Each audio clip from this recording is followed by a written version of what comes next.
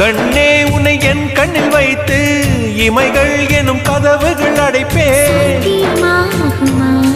நான் சத்தியம் செய்யவா? தொடு தொடுவெனவே வானவில் என்னை தூரத்தில் அழைக்கின்ற நேரம்.